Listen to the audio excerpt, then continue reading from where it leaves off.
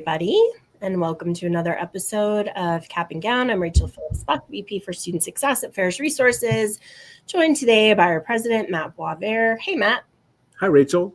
Good to see you. Yeah, good to see you. You are just literally coming off the road from a trip to San Antonio for the ICUT conference. Yeah. Weren't sure you were going to make it back, but you raced back so you could be with us today. So good. So Independent Colleges and Universities of Texas, and it's a neat group. It's the president's annual meeting, and really for me, it's great not only to see our current clients and future clients, see some old friends, but also to hear about the issues, like from a president's perspective, the issues that are facing higher education in the state of Texas, the future of students, all of those issues just really come together at that conference. So yeah, great place to be. Hey, so this is amazing. I just want to say this again on ICUT.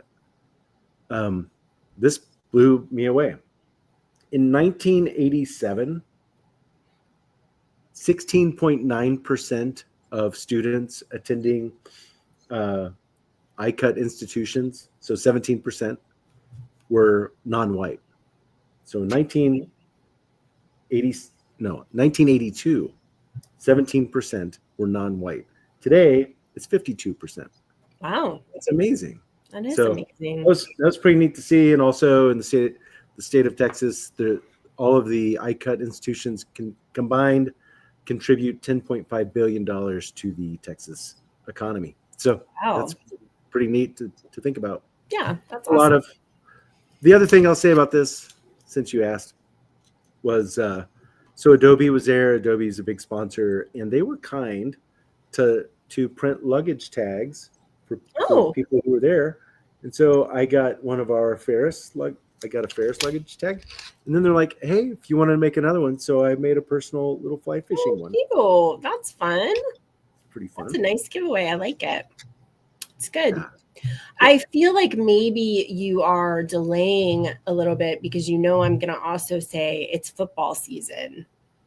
And I feel like maybe you're like trying to divert our attention away from football. The Giants? You're right. Good point. Hey, guess who the Giants play next week? You? Yeah. So. Yep, we've already started. I saw a post on a Giants fan board that was like, there's always next year. As you get started.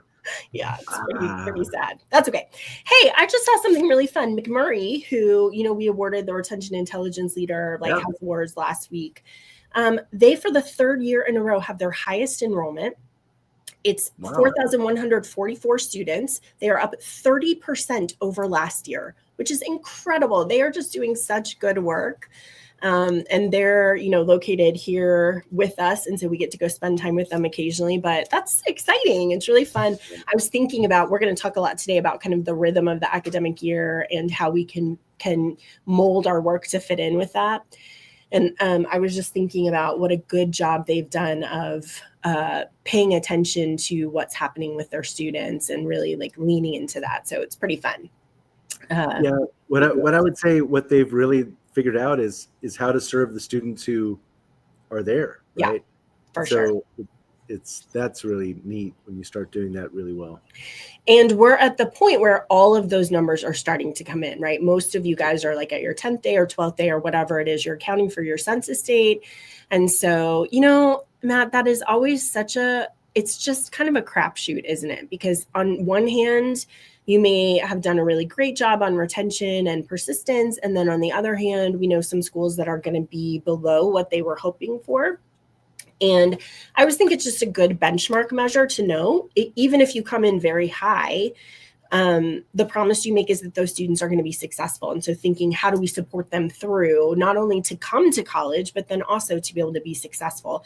And that's where your campus community can support your retention efforts to really make sure that the financial health of your institution is going strong, which is, what we talk to schools about all the time. So to separate that out a little bit, high enrollment is great. And so we're not talking about like at McMurray, that's great.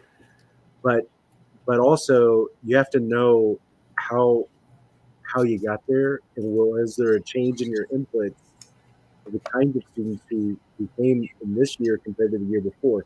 Yeah. If it's not a change, then your system is designed to best serve them and get the results that you maximize results. If there's a fundamental change in your student, incoming student population, like there's an increased number who don't have dual enrolled or AP credits, then that's going to be a more at-risk population. Yeah. More of them now. And we got to get them and we got to keep them both, right? Design better systems for them. Yeah. All right. Well, do you have anything else you want to say in our preamble? No, I think I covered it. Okay, let's do State of the Union.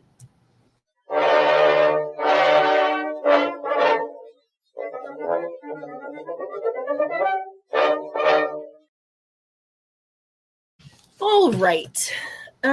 Let's see. I have some interesting articles today, and because you have been out, normally we get to go over State of the Union together, but this is a cold read for you. So you have no idea what I'm going to say. There's just no telling. So I will go slow and give you some time to formulate your hopefully thoughts. It's one of the 20 articles that I've read today. Yeah. Right? Okay. All right. So first of all, no surprise, more faculty taught online in 2024. A quarter of faculty say they're teaching in multiple modalities, including online, face-to-face, and hybrid, which I want to just pause there for a second. I don't think that we have done a good enough job of just appreciating the hardships of translating an in-person class to a hybrid class to an online class. You and I have talked a lot about just the differences and what you have to do and the changes. And I'll tell you, taking online classes, it is very clear to me that it's just not consistent. Like, it's very hard for every single faculty member to set up their online classes in a consistent way, because a lot of times you have like one person on your campus who's kind of training them to do that. So pretty amazing that you have faculty that are teaching in all of these modalities, and it's more difficult to be able to do that. In 2018 to 2019, 34% of faculty said they taught at least one course online. 24 to 25, 48% said they teach online. During the pandemic, it was a high of 71%, which actually I'm surprised it's not higher. I would have guessed that we had even higher than that, given what was happening. So this is coming out of a survey, 3,400 responses, representing all 50 states and the District of Columbia. Here's the thing I want to talk about in this article. This is coming out of Inside Higher Ed. They're talking about course materials. And you know that we have talked for a long time about how textbooks are so expensive. We were just in Nebraska. They have a great program where they have all textbooks in the library where students can go check them out for a short amount of time. They can't leave the library, but they can make copies and they can read them, which I love so much. This article is talking about how many faculty are using online or digital textbooks. So nearly 30% of faculty require digital textbooks, compared to 10% who require print only. The rest of them kind of use both, right? So digital and textbooks. That's up 11 percentage points since 2021. A majority of faculty, 77%, indicate they agree with the statement, digital material provides greater flexibility for students. So I would like for us to have a real conversation about this, because I tell you, I am torn on this issue. Okay. And I don't know if it's because I'm old. It might be. But here are my pro and cons for digital textbooks, okay? The pros are you don't have to carry around a bunch of books, which is really nice. So like if you're traveling or if you're commuting, you have them all on your iPad or your computer or your Kindle or whatever. So that's really helpful. The other nice thing about textbooks is you can search. So if I'm like, I need to understand what open systems theory is, I can just type that in and it's like, here's all the places it's mentioned in your textbook. And you can search your notes. So like, show me everything I highlighted. Okay, I want to go back and do that. So that's very, very helpful, right? Sure. My cons are, and some faculty would agree with this, they're worried about the synthesis of material, that it's harder to synthesize it when it's electronic. Now, they say it's harder because you're in an electronic environment, and so you might have other tabs open and you're doing stuff. But Matt, I'll tell you, I think the synthesis is harder, because if I have 3 textbooks, I can't have them all out and be like, oh, this one says this and this one says this about that, and that's related to that. I have to constantly flip back and forth between my books and be like, which one was that in? Right? It's not tangible in any way. I have to, like, on the same pad, be able to see every single book, which makes it much harder to see it all together, like how it relates. Does that make sense? Yeah, it does. Also, it's a huge hassle to get them. I literally have spent hours before trying to get my books loaded on my iPad, and I don't think I'm the only one. That is a part of, I just do not understand why it's so hard to distribute a digital textbook. And so, like, your struggle where they're like, yeah, it's shipped, and you're like, that's weird. It's digital. It's digital. Just send it to me. Give me the code. But also, students are really kind of unhappy because the cost difference is maybe $20, right? Because we know you're not actually paying for the paper, you're paying for the contents. And so the marginal cost of a digital textbook is a penny.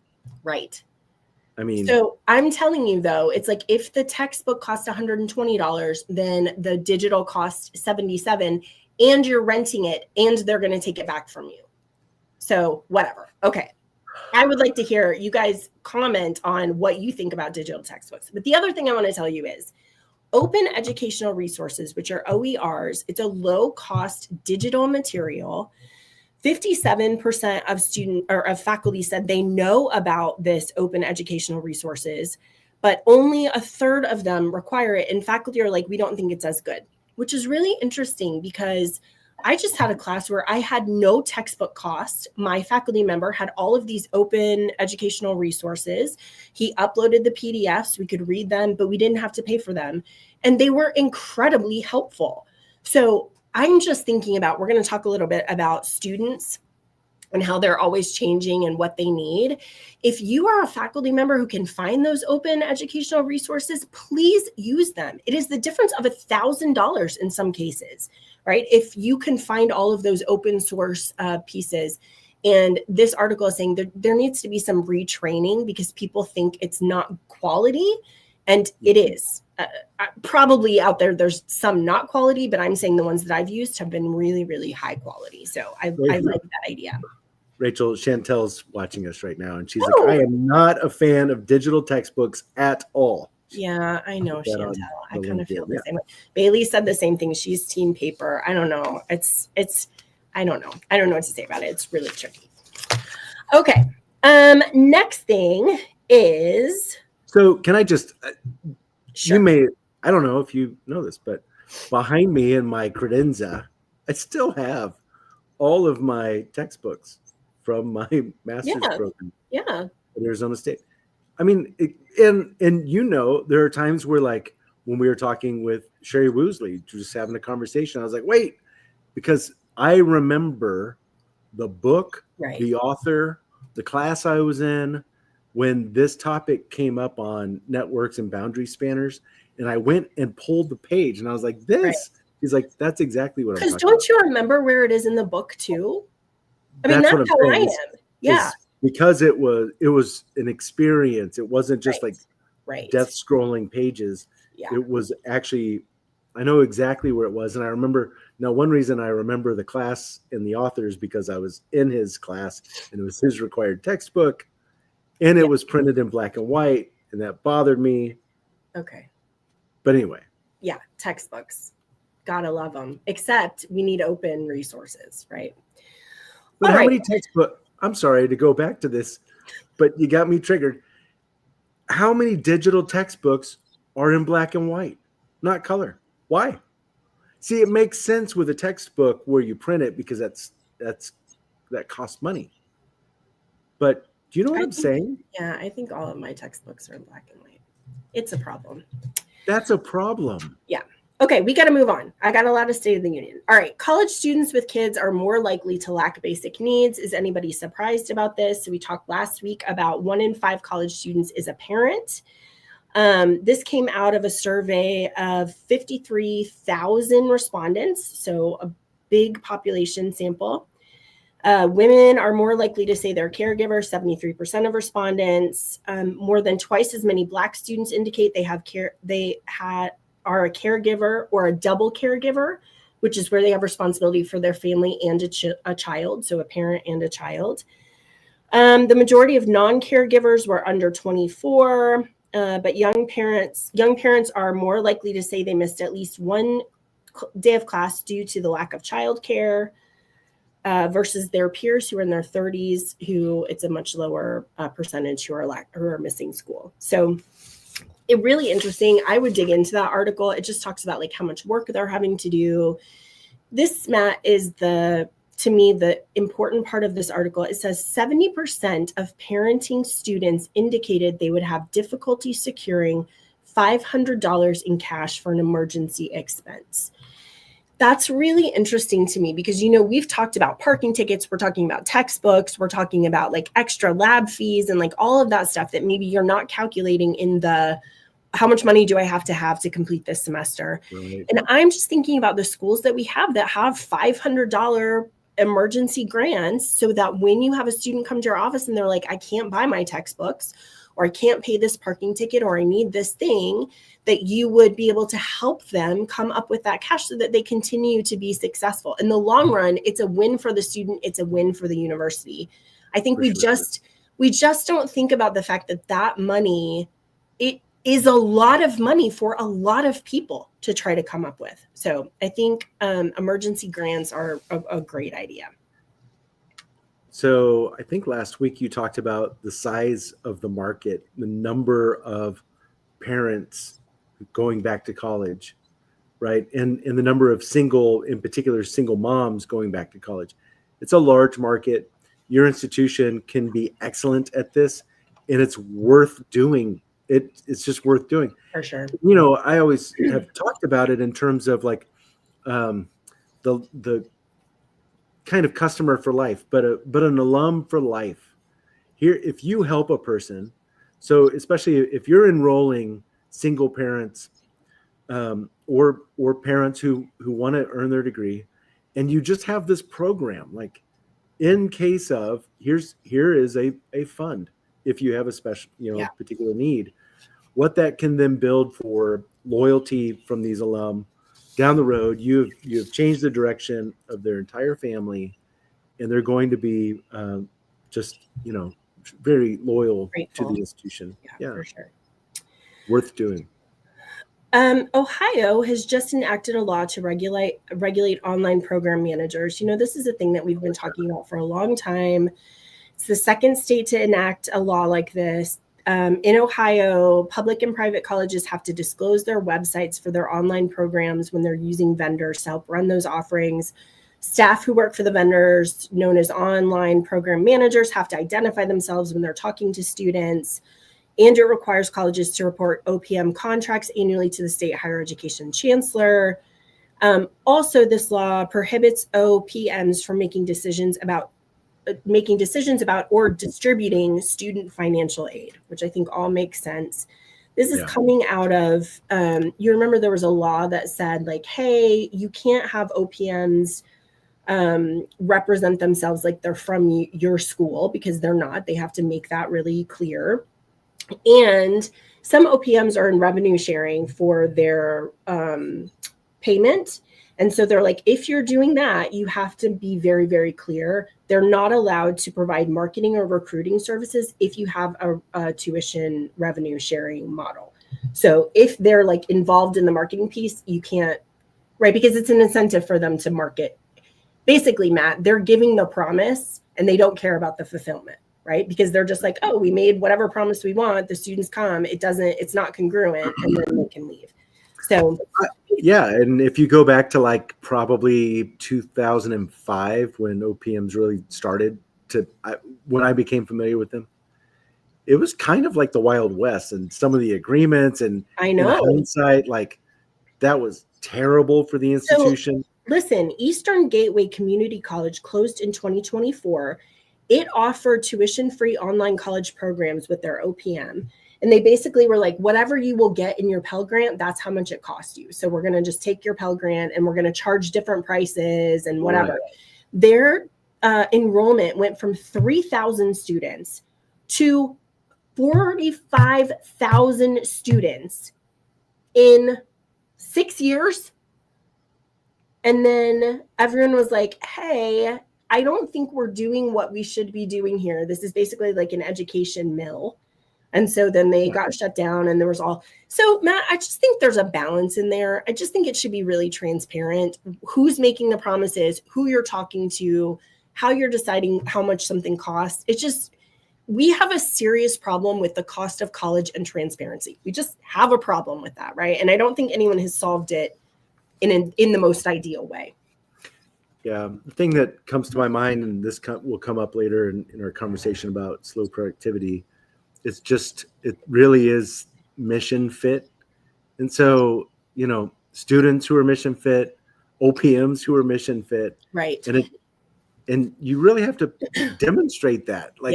So in fact, I was talking to a school the other day who had an OPM and they had to fire their OPM because people would call the school to talk about online classes, and who they were actually talking was the OPM.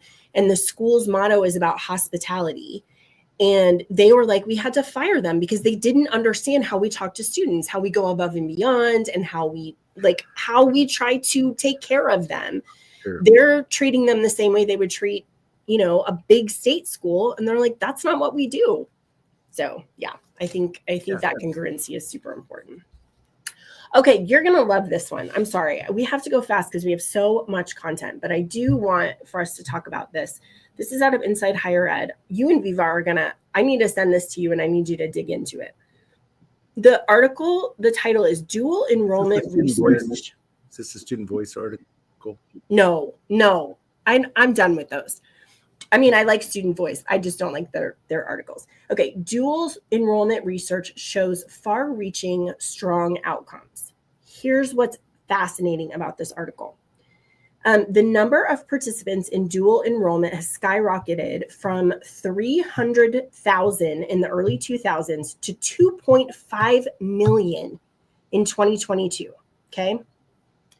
As they're growing, the dual enrollment participants attended college immediately after high school at higher rates than their peers. Black and Hispanic students are more likely to get a bachelor's in 4 years if they participated in dual enrollment programs. So basically, they looked at 2 cohorts of ninth graders, about 500,000 total students in an unnamed state. They found that those who were enrolled in dual enrollment programs were more likely to apply and be admitted to a higher number of colleges and more selective colleges. Those increases were even larger for Black students, who were 15.6% more likely to apply to a 4-year institution for each dual enrollment credit that they took. So this research is basically saying dual enrollment can improve students' self-confidence. So they're like, now that I know I can do it, I can apply to all of these different schools.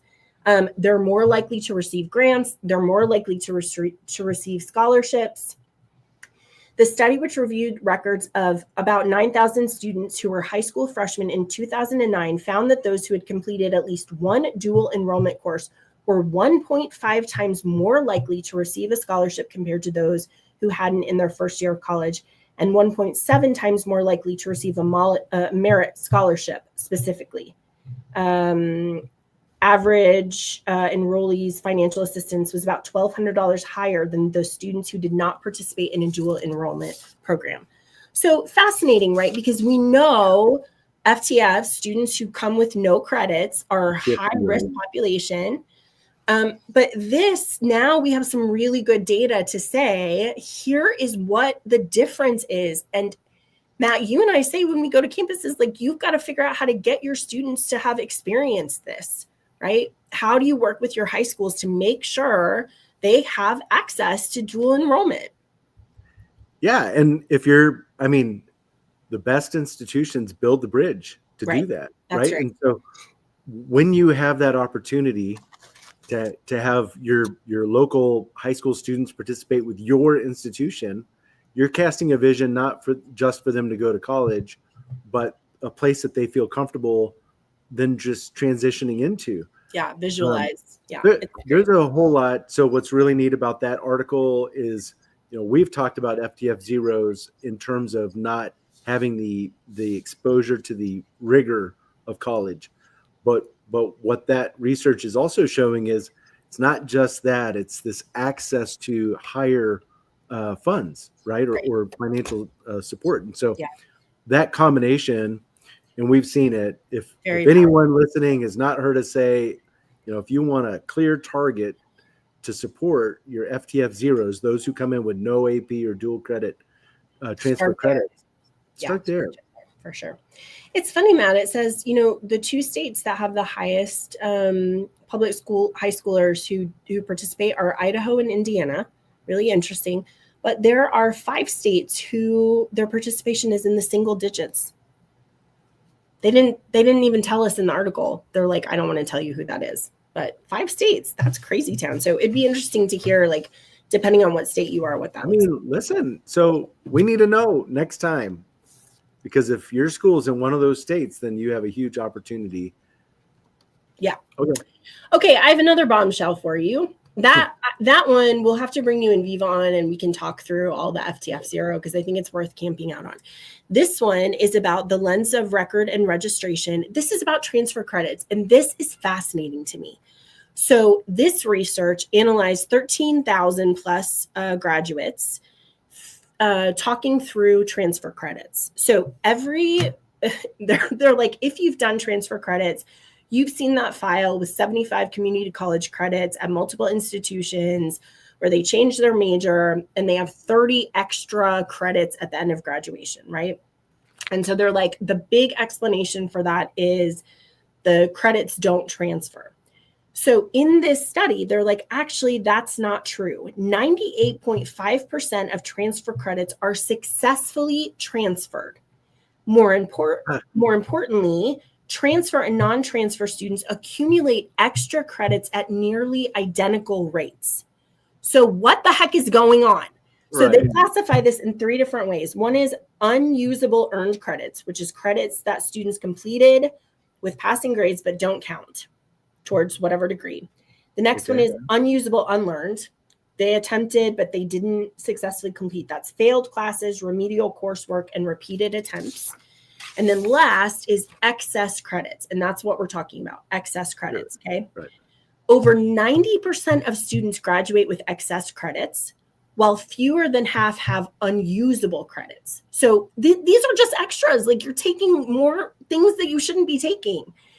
So this article is making the argument that this is about credit management. It's about helping students understand which credits they actually need for their degree versus ones that, are you're just taking this. What I really like about this is they're like, the way we do credit management is we've got to do early intervention.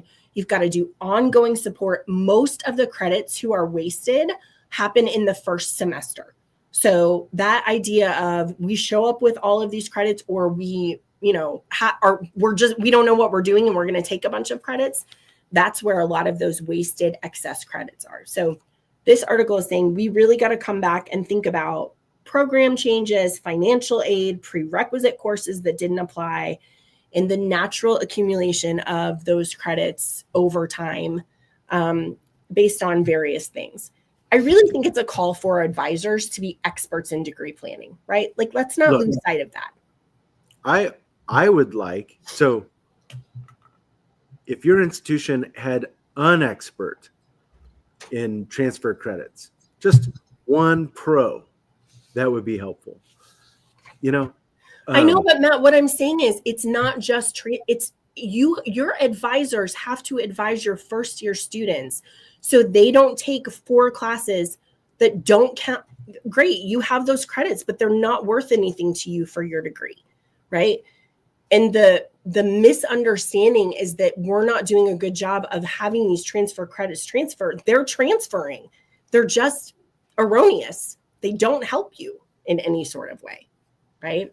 So listen, sitting right next to you, our producer Bailey is an expert on this topic. Yeah. Because, Bailey earned an associate's degree before she had her high school diploma. Mm-hmm. She is a pro in dual credits and knowing about all this. So you should have her on. We could talk more about this. she's giving me some good kind of behind the scenes what goes on there. But exactly right. Like when you're working toward and you've earned, I don't know, I think she was over 60 hours credit hours, right?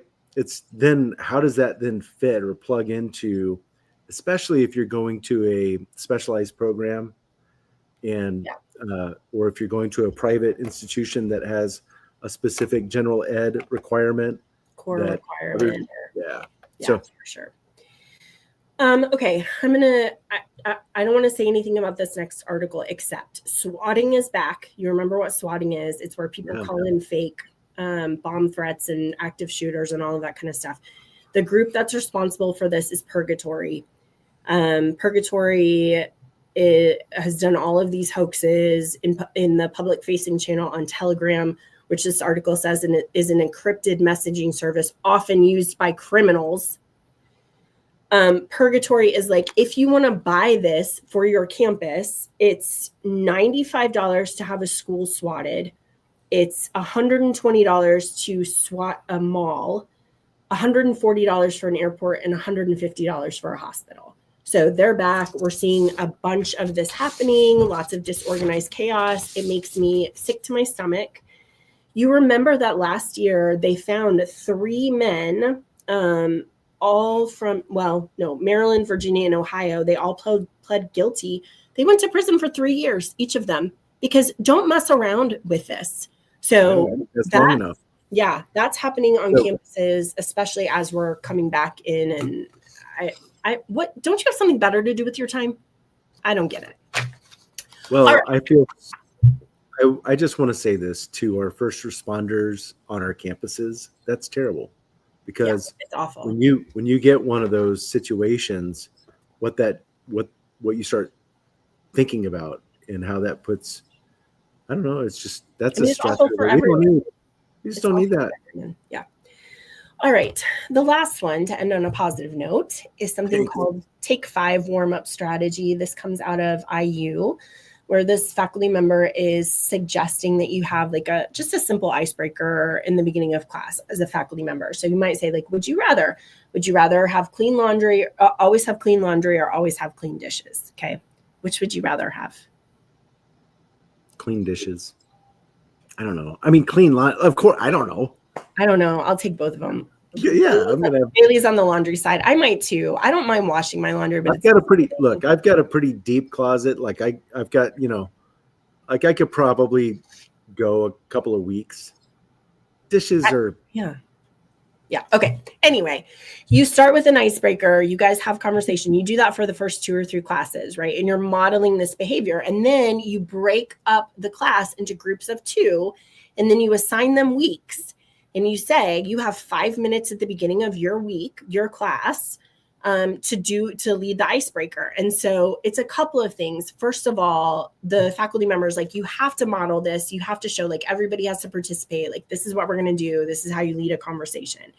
It's a really nice way to have like a conversational community. Like, we're just talking about various things, right?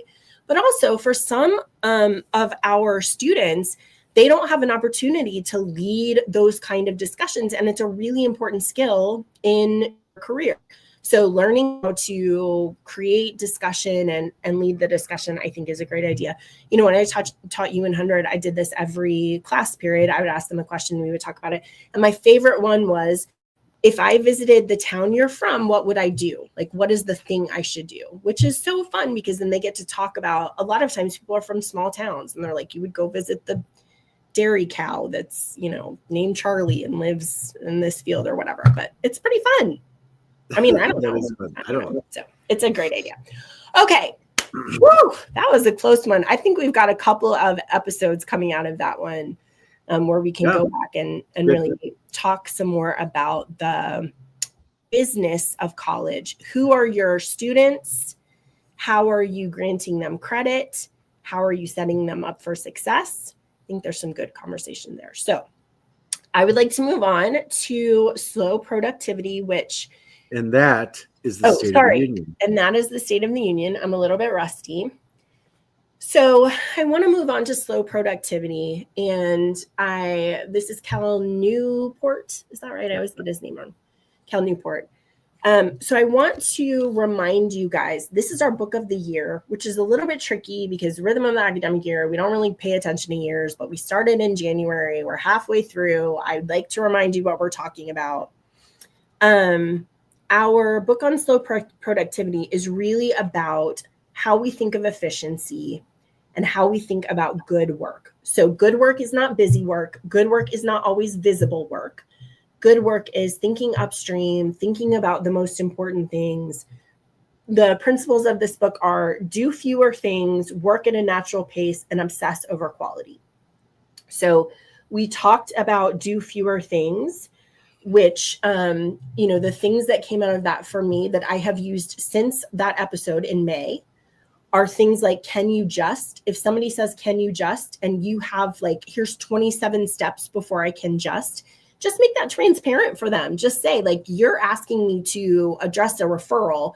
Here's all the stuff I have to do before I can actually do that, right? Or you're asking me to just come to your class and talk about this. Here's all of the stuff that I have to do. Make that really transparent.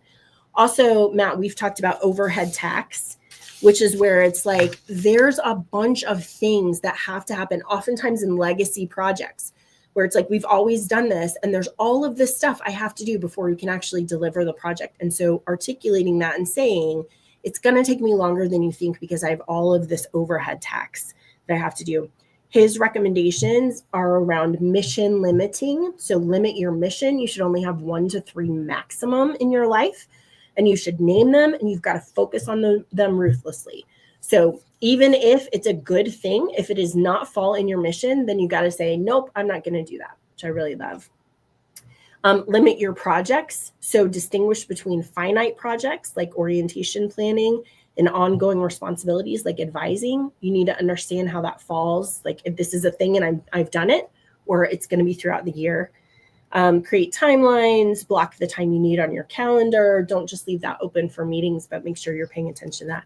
And then lastly, limit your daily goals. You have one major initiative every day.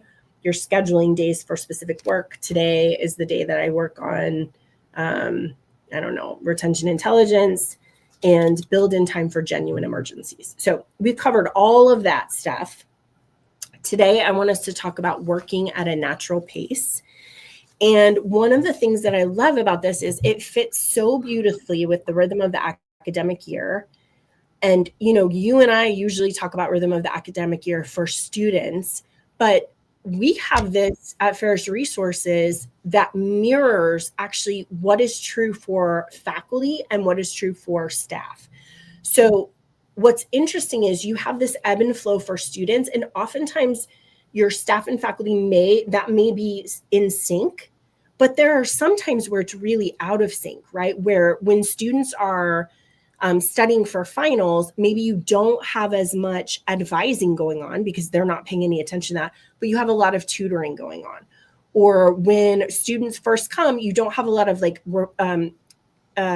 attending to referrals because they just started, but you have a lot of making sure the schedules are getting set, right? So this idea that you have seasonality and that it doesn't necessarily mirror what the students are experiencing, but it's for sure tied to when they're free and when they can come see you.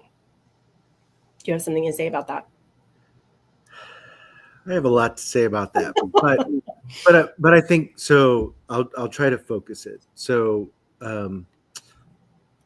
one thing that's kind of heavy on my mind right now at the start of the year is, so when you think about getting into a different rhythm, a natural rhythm, and understanding these ebbs and flows and all that. So starting this year off and just being really thoughtful about that, and starting your day off with, so again, going to the mission, like, why am I here? Yeah. Right. And so there are a lot of things that start to kind of bombard our calendar that take you actually away from the why you're there.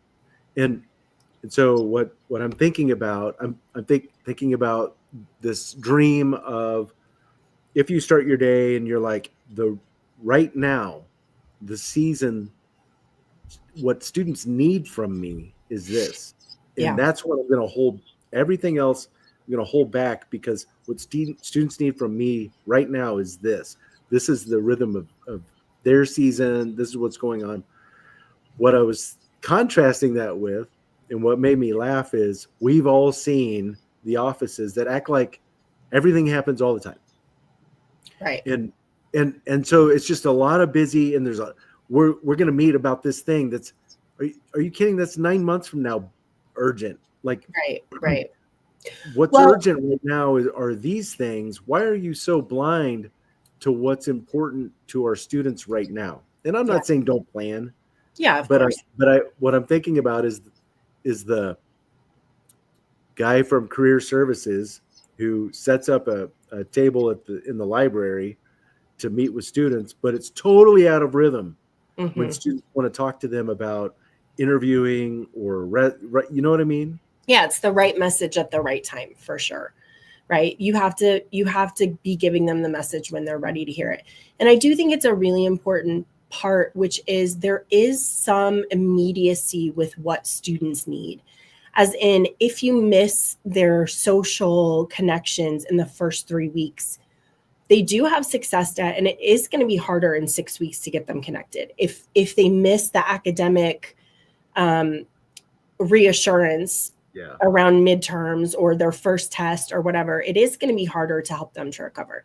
So what Cal is saying in this idea of work at a natural pace is that the most important work is going to unfold in a sustainable timeline.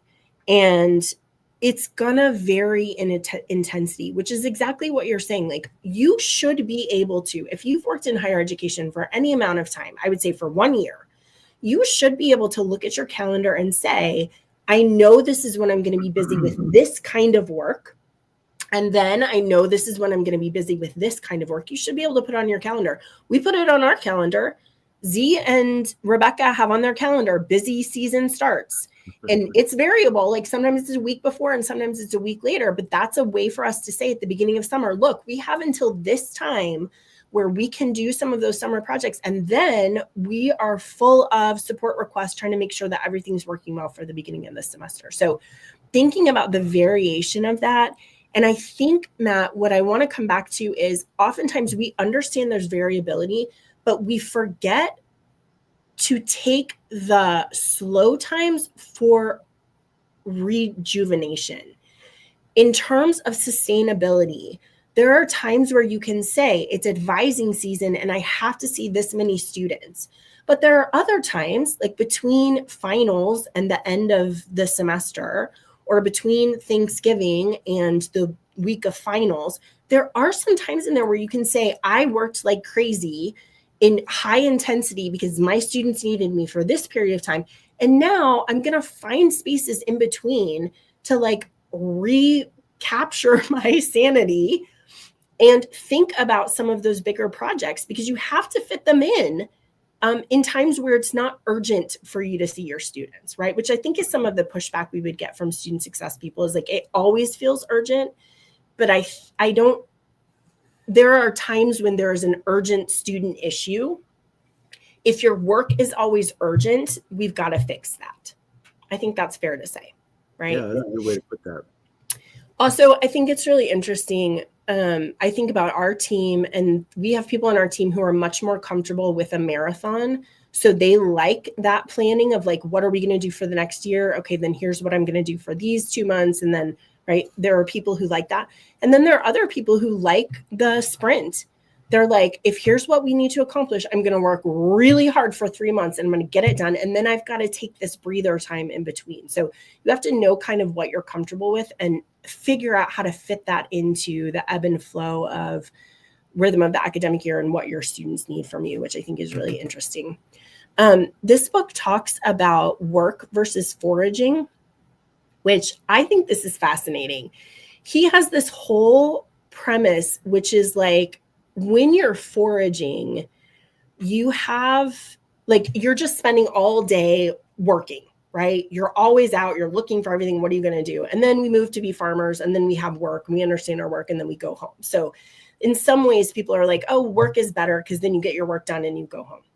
And there's some sociologists actually who studied this. So one of them was his name is Lee. It was, I think, in the 1950s, maybe. He did a 15-month study of people in Botswana, and he counted how long they spent foraging for food versus how long they spent like on other chores and like leisure time.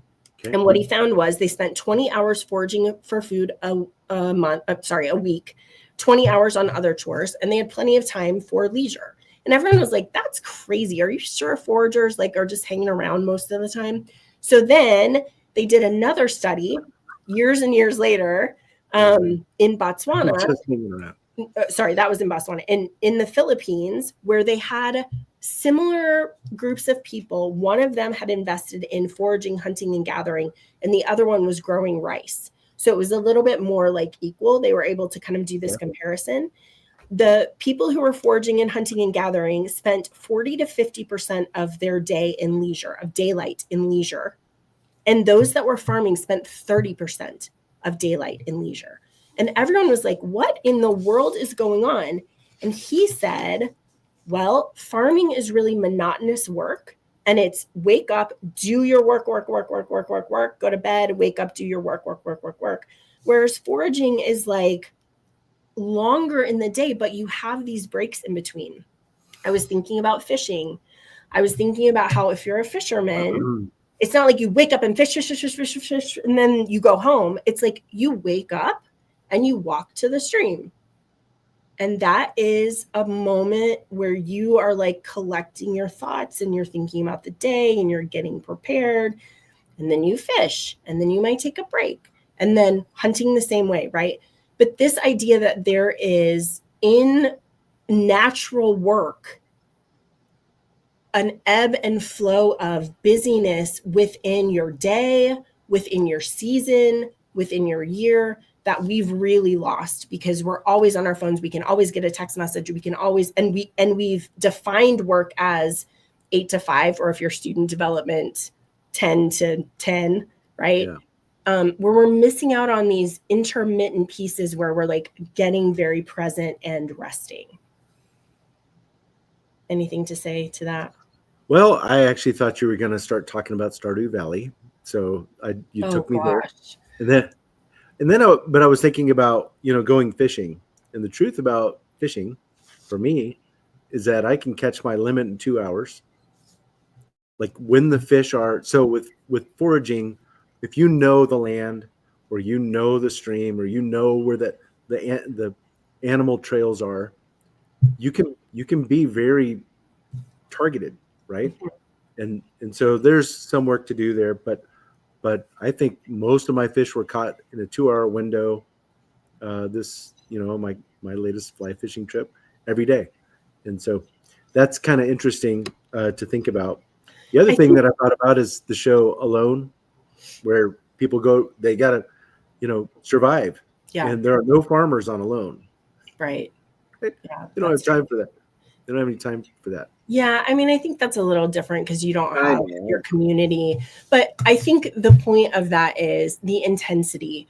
What you're saying about if you're fishing or you're foraging or you're hunting, you may be out all day, but you are not doing the work all day.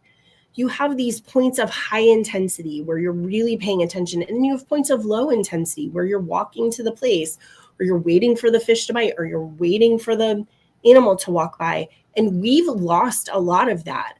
Technology makes it so that we don't have these varying levels of intensity. We actually can go minute to minute to minute to minute in high intensity. And it's not conducive for a healthy life, is what Cal Newport would say. We don't have downtime built into our lives. And let's be real. We're seeing that right now with Zoom onto the next one. It used to be there's Zoom meetings. I'd have a meeting, and then I'd have 10 minutes built in, or 30 minutes, to walk across campus, get my coffee, see students, pop into, see a friend, and then go on to my next meeting. And in fact, Matt, it's funny. I was just talking to one of my faculty members who was saying he's a social psychologist. So he's really interested in what time do you show up for a meeting if it's in person versus if it's on Zoom.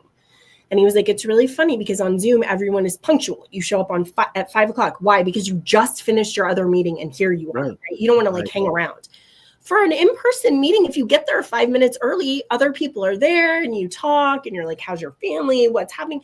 You just miss out on that whole like low intensity, like let's just hang out with each other for a minute. So it's a really good point. And I would just come back. I don't know why this is just compelling to me, but again, that to me seems like a missional kind of fit thing to do. So when we become so transactional, that's not mission fit. Especially at our schools we serve, they're relational. And like that's the best part of a meeting is the before the meeting and after the meetings. Right. Being able to just spend that time. But let's remember that we defined our productivity as what are you producing? What are you investing in? And that is students. And so if you are like, no, I've got to do this, I've got to do this, I've got to do this, you are not showing up in the best way. Right. So, this idea of how do you find intensity, high intensity and low intensity. And it's okay to have periods of high intensity, both seasonally and in a day. Our pitfall is when we don't then weave in low intensity throughout the day as well, right? We can't just go, because then we're going to burn out. Okay, so Cal Newport has some really practical. One of the reasons I like this book is he's just very practical. So I'm going to run through some of the practical things he says. I love a good action item. Okay. And I'm really curious to hear from our listeners because I think there is such a resistance to healthy living in this way. People being like, but I could never do that because my job's not conducive to that. My life's not conducive to that. And I think maybe it says something. I mean, I'll be honest, like when I'm reading these things, I'm like, I could never do that. And then I'm like, why? Why couldn't I do that? That doesn't make any sense. So this idea of slowing down and having moments where you catch your breath, I think is so uncomfortable for some of us, right? We're just used to that busyness all the time. So here's what he says. First of all, he's like, hey, time scale really matters. So when you think about if you're defining your time scale as in a day, and you're like, I only have a day to get all this stuff done, and so I've got to work these 8 hours, then okay, well, if you only have 8 hours to accomplish a thing, then maybe you do have to work 8 hours. But if you think about what you need to accomplish in a week or in a month or in a year or in 5 years, then the 8 hours that you have today, you have a little bit more give to say, I'm going to work 4 hours on this 5-year project today, but I also have 2 hours that I could spend thinking, dreaming, being present, being slow, right? The idea that depending on how you punctuate that, all of a sudden it can look really, really different. And so if you have a 5-year plan where you've said, yes, here's where I want to be in 5 years, it gives you time and space to come back to your goals continually, but also it gives you breathing room because you're not packing your 5-year plan with, you've got to work 8 hours every single day to get to the end of this 5-year plan. You're saying I have time to both rest and rejuvenate and work hard on my goal. Does that make sense?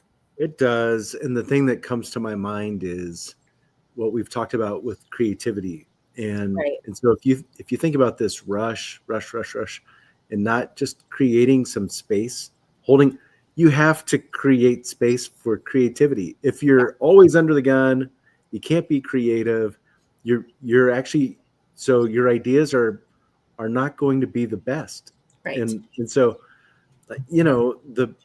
for me, when I think about the walk across campus, what that would do for me and how that would open up ideas, like I'm going to paint a desk purple and I'm going to wheel it out to this place, like right here. Right. I mean, that those are the kinds of ideas that you can only do creative things when you hold space for it.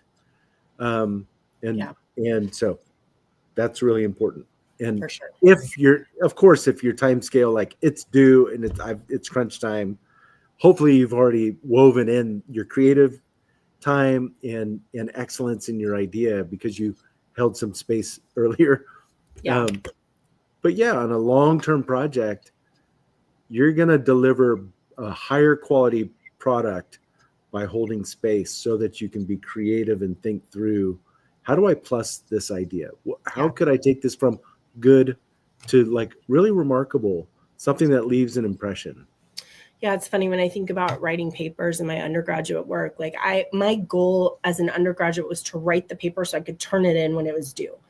Right. So like if I finished it 5 minutes early, I didn't do a good job time managing because I still have 5 minutes. I could have still been writing. Versus being like, if I finish it 2 days early, I can walk away from it. I can come back to it. I can think about it for those 2 days. I can read through it and then I can edit it so that it's really polished and then turn it in. And that space in there where you can just sit in quiet for a minute instead of it feeling so rushed, I think is how you polish that. Okay, he says you need to simplify your work days. You need to reduce the number of tasks in a work day. There's what you can do in a work day and what you should do in a work day, and reducing tasks is a good idea. And he also says reduce appointments, which we've already talked a lot about, like talking about the work versus doing the work. Sometimes you have to talk about the work, but a lot of times your meetings can be run much more efficiently. Have an agenda, ask people. We've already talked about it, right? So fewer appointments, like talking about the work. But I like this idea of protected hours, which we do oftentimes at Ferris, which is like Monday morning is not a good time for meetings. That is just everybody's getting reacclimated. They're trying to remember what's happening and they're setting out their agenda. So we're not going to do Monday morning meetings. We're going to do that. We're going to shift that later. And so we're not scheduling those then.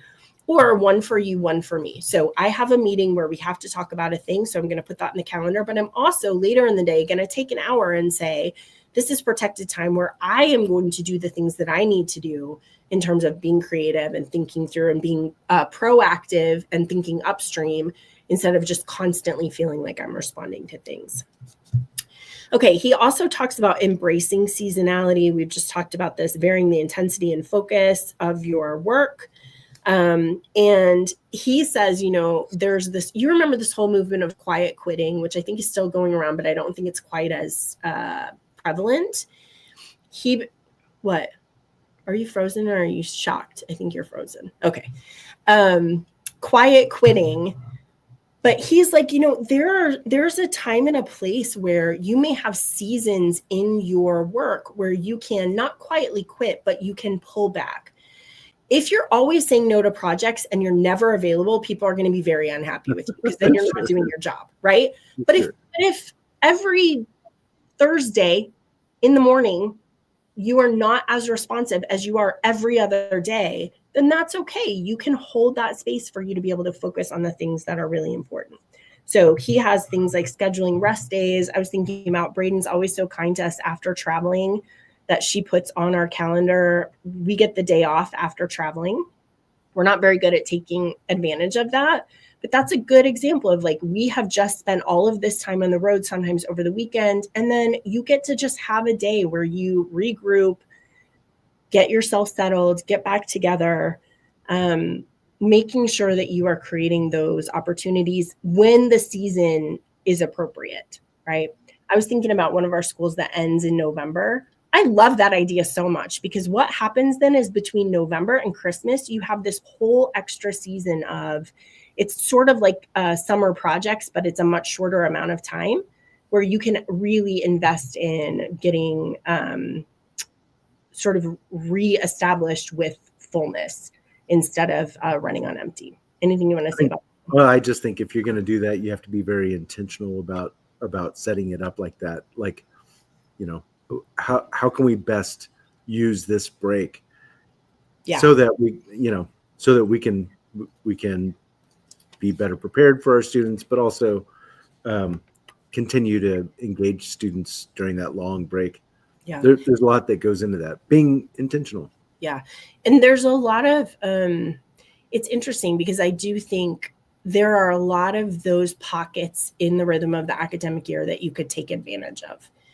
There are times when it's dead, Friday afternoon, no one is coming to your office. You know what I mean? Students are going home for the weekend or whatever. I mean, you may have an office where they come Friday afternoons, but they're not coming in for advising help typically on a Friday afternoon. So how do you take advantage of those pockets and use them for some just varying in intensity? Okay, the last thing that I want to tell you that he says is creating rituals. And we love the art of community, which is all about how you create community and space, and it's all about space and language and symbols and all of that. One of the things that Cal says is it's really important to have a ritual where you mark the beginning of a kind of work that you're doing that puts you in the right mindset to then be immersed in that work. So he talks about writers who are like, one of the writers he talks about gets up in the morning at 5 o'clock and for an hour chops wood, and that like gets him in the right mindset. And then he goes and he writes for the rest of the morning until he's done. Or another writer who's like, I go to my favorite diner and I order a strawberry milkshake. And that is the ritual for me. That's like, starting now, you are going to start doing this really deep thinking work. So I think it would be really fun to think about what kind of ritual. It has to be very, very obvious. It can't be something like, oh yeah, when I got my coffee, but maybe a certain kind of coffee that then signifies to your brain, we are entering into a different space. We are entering into a different energy level. We're going to be really present in that. And we're going to be focused, because this variation in intensity is a very healthy way for us to live. And in reality, helps us deliver better products, better service, better attention, better communities than if we're just frenetically working from one thing to the next all the time without building in some of those times to rest. So I would love to hear some of the rituals that people have to kind of set their mind on that. Any closing thoughts for us, Matt? Oh, I just think this is really good. It's a really good, so for me, just starting this academic year and thinking about the rhythm, what we're facing. So just came back from ICUT. We've got a trip to ACA. Then it's like Indianapolis. And so there's a lot of travel that goes in, but there's a lot of important things that have to happen before or for that travel. So I'm just starting to apply that myself. Yeah. But in the end, thinking about it's just so important to step back and say, what really matters right now? And prioritize that. So don't get lost in the, I told you the book that this kind of reminds me of is Gordon McKenzie's Orbiting the Giant Hairball. Don't get tangled up in the hairball of higher ed and but really all the meetings and all the stuff. Stay focused and orbit that hairball. And this is Cal has done a great job of giving practical ways to do that and keeping yourself healthy. So for sure. Great. You may have to come on and say more about that, because I'm sure our listeners, if they don't know that book, are like, what are you talking about? Okay. We are going to take higher ed. Yeah. Yes. We are taking next week off. The week after, Suzette Parker is going to be on talking about brain health and how you can help your students sort of remain calm and overcome anxiety. So thank you guys for joining us, and find some rituals and time to vary the intensity of your work. Have a great day.